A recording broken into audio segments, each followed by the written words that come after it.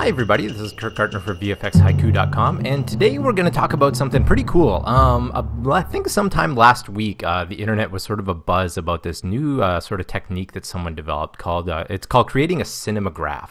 And basically what that is it's sort of like it's a still image that has a little bit of animation sort of inside of one part of the image. And it kind of looks like something out of Harry Potter. So I'm just going to bring up a web page here so you guys can see what we're talking about here.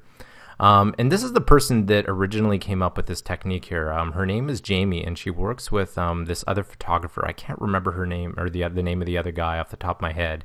But basically, this team of two people sort of came up with this concept, and it's kind of cool. Like you get this still image, but you can sort of put in a certain section of it that has some animation. And some of them are kind of cheesy, and some of them are really, really good. This one here, the shoe, I don't particularly like. This one's kind of interesting. It's sort of got a little bit of a creepy quality to it, or with her eyes kind of darting around there. This one's a little bit creepy too with her arm moving, but I really prefer the ones that are a little bit more subtle, sort of like this with just like the wisps of blowing hair and the rest of the image is completely still. It's just really, really different. What they're really doing here is they're basically just saving out an animated GIF, and the GIF format has been around since like the early 90s, and the ability to do animated GIFs has been around forever too. And people still use them on the internet, like for form avatars and for weird little animations and things like that. But these guys kind of took it to the next level. They sort of like made a classy animated GIF, and basically they're just sort of rooting. Like the root of this is basically in good photography. They're taking a good picture and then just augmenting it slightly with some animation. So I thought that this was really, really cool, really, really interesting idea. And like, if coming from a visual effects background, I mean, we kind of do this stuff all the time, and it's not really that difficult. It's just really, really neat to kind of see it happening in more sort of like a fine art or like fashion art kind of context. Like this one's kind of cool here too, where she's sort of over top of the balcony. One of the things to sort of note about this technique though is that all of these images are kind of like they're set up. Like there's obviously like some prep involved, and there's obviously like some intent behind of all of these photographs. And I mean, this is the kind of thing that would be really, really tough to do if you're sort of in a run and gun situation. But if you have some time to plan out your shoot and you know you want to do one or two of these along with maybe some video or a bunch of your still images, it's just something extra that you can kind of like add to your bag of tricks. So the thing is, with all these cinemagraphs, each one of them is different, and I'm going to sort of show you the technique that I used to make one of them, but it's not going to help in every situation. Like every cinemagraph is going to be kind of different, and the way you approach every single cinemagraph is going to be different as well. It's just like any problem or anything you do in visual effects where you know, some technique might work on one shot, but it might not work on another. So I'm going to show you the one that I did here. It's on my website at kirkgartner.com. So I saw that I saw these animated GIFs on Tuesday, and then I was like, wow, I need to try this out. So me and a bunch of friends did a photo shoot on Wednesday. My goal was basically to get one good cinemagraph out of it. And so this is what I got. I took a bunch of stills and a bunch of video of these window washers cleaning one of the big buildings in downtown Winnipeg. And so when since this was the first time that I did it, I was kind of not totally thinking clearly, I guess you could say. And what you really should be doing is taking a still image and some high-res video of every single thing that you shoot. But in this situation, I didn't actually take video of this particular shot. I took a still of it, but I took a video of all the other ones, but not of this particular one. And so I'll show you why that ended up being a bit of a headache right now. So let's just jump into Photoshop and After Effects, and I'll sort of show you the process I used in order to make this cinemagraph. Okay, so we're going to start out in Photoshop here, and actually what I'm going to do is I'm just going to, if I can bring up my Finder window here, I'm going to show you the original picture that I took. So this is the original JPEG, and basically what I should have been doing is I should have been taking this still image, and then I should have been taking some video like immediately after it. But in this case, I neglected to do that. And out of all the pictures that I took, I happened to like this one the best, unfortunately. So I sort of made it a little bit harder on myself. This would have been a lot easier. I would have had video that was perfectly aligned with a still, and then I could have just put the animated part over top. But in this case, I needed to do a little bit more surgery, and this is sort of what I'm talking about. It's just like this particular case that I'm going to show you is a little bit unique. Hopefully, it won't be as hard for you guys to replicate this. But yeah, this is sort of a worst case scenario, so you'll have some good ideas on what you'll need to do. So the first thing that I did is I wanted to make like the photograph actually look good. The first thing I did is I went into Photoshop, I cropped the image down to this, I added a whole bunch of color corrections, and one of the main things that I did is I did some perspective correction on it. These are the initial color corrects that I did, and then I basically just used the transform tool in order to kind of straighten out the building a bit and make it look a little bit more straight on, rather than having it look like I was shooting it from underneath, which I actually was. So I straightened it out, and then I just added some grain and a little bit of a color curves adjustment on top of it. Now, the problem is now I don't have video that actually aligned up with this. So I went through and I took a look at all the different video that I shot. So this is one example here. So this has some window washers at a certain level here, and it's kind of zoomed in a little bit tighter on the picture than I really needed. But that's actually good because I can take them and then scale them down and then plop them into the shot. I took some other video here. Let's see what this one looks like. There's this one here, and this guy over here. This is kind of a nice shot too, but I thought the sky was a little boring in it. And I also shot, let's see, I think this one. Yeah, so I had these 4 to choose from in order to sort of select my video. And what I ended up doing is I ended up picking this one. Basically because they're really in focus and they're really, really big, and it's really obvious that you can sort of see what motions they're doing. And basically the hardest part of this whole thing is, since it's an animated GIF and basically it's looping infinitely, is finding a good loop point for your video.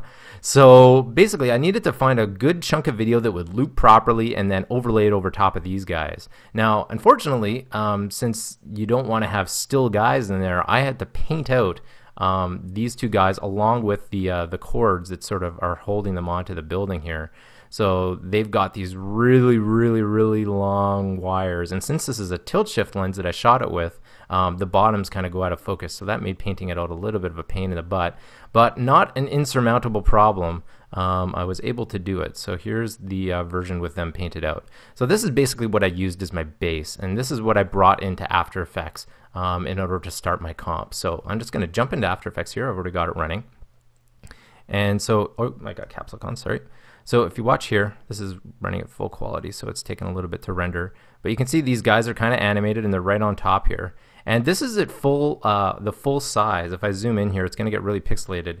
And basically, the reason I didn't do this as a super, super high-res comp is because I knew that it would be scaled down to web resolution. I wasn't going to make this animation playable at HD. I didn't need it to hold up at that resolution. Although I did build it at HD, the final version was actually rendered out at like 610 pixels wide here, which is more than enough for web resolution. I actually took a look at all of the different animated GIFs that they had on their site here, and they're all really, really low res. So there was no reason to build this at some ungodly high resolution and just make my life harder on me.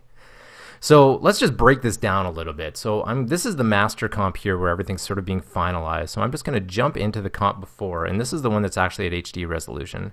So if I zoom in here, I've got this one layer that's basically got my 2 dudes in it, and they're just covering up a little patch of this window. So if I solo this, this is the only animated chunk in this entire video, and they're kind of just going back and forth and doing their own thing.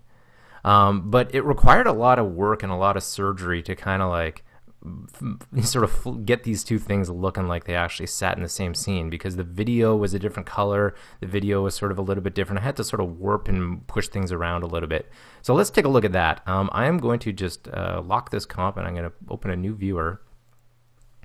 Just going to put this to the side here, and I'm going to dig into this comp here. And so this is our pre-comp with our dudes in it, and I'm just going to zoom in here. And so there's a lot of stuff happening. There's color correction, there's a mesh warp, color balance, and then I'm putting grain on top of everything. And both of these guys are separated into their own individual sides. I didn't take the whole thing as one chunk because I needed to basically find different loops for each one of these guys that would kind of work properly. So if you can kind of see here, I think it worked out. if you look at these guys here, you can tell that it's looping. Like right there, there's the loop point. When this guy on the left here sort of goes down and then up. It happens in another second here. Goes down, up. So that's the loop point. And on the right guy, you can't really tell. Like it kind of just looks like they're swaying back and forth. So I think I managed to sort of, you know, figure a good loop point. But here I'm just going to turn off all these color correction adjustments on both these layers so you can kind of see the massaging that needed to be done. So you can see on the left hand side here how it's really way too bright. The video doesn't match the color adjustments that I'd made to the still image in Photoshop. So I needed to kind of recreate those color adjustments in After Effects. So basically it just involved the levels. The main thing was the mesh warp. And the mesh warp was to kind of just line up some of the edges. So if I zoom in here, if you look at this right hand edge, you can see how it's a little bit off, and I'm just kind of nudging those pixels down just a tiny little bit in order to make them line up. And then a little bit of a color balance and a little bit of noise helps seal that together.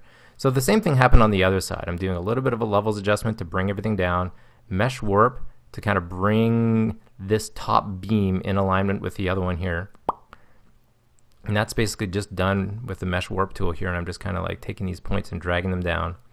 And then I've got another color balance that's kind of just making things a little bit more cyan to kind of mix in there. And I actually forgot to put noise on that level, or on that one too. That would have made that look a little bit better.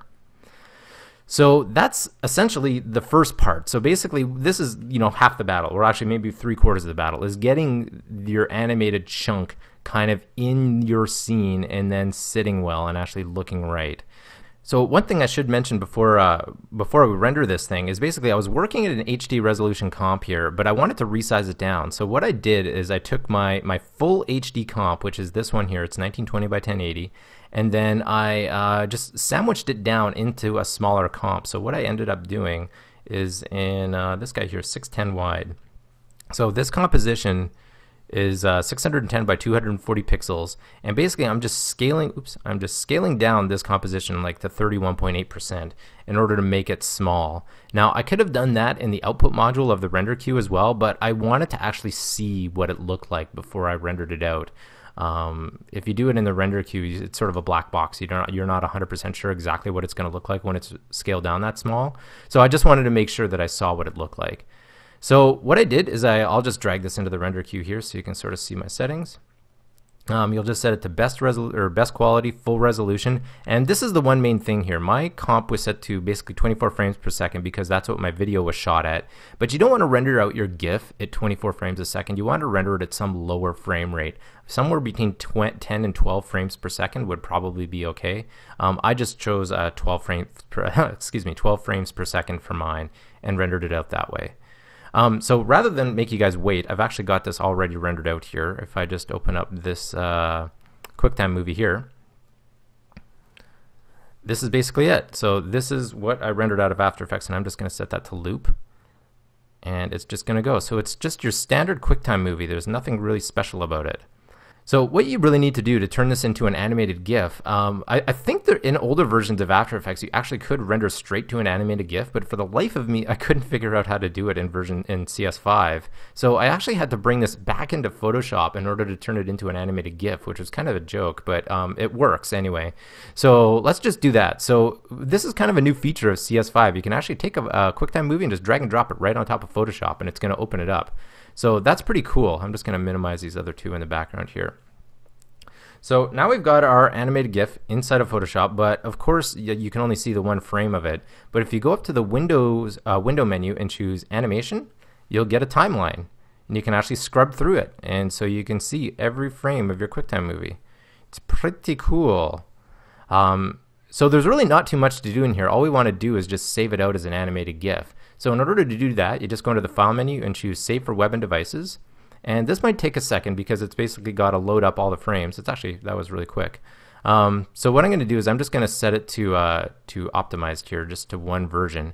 And what you want to do is you want to make sure your preset is set to GIF. Now here it goes. Now it's got to process all those frames. So this might take a second or two. There we go. And right now it looks really crappy. And basically the reason it looks crappy is because an animated GIF can only store 256 colors at the same time.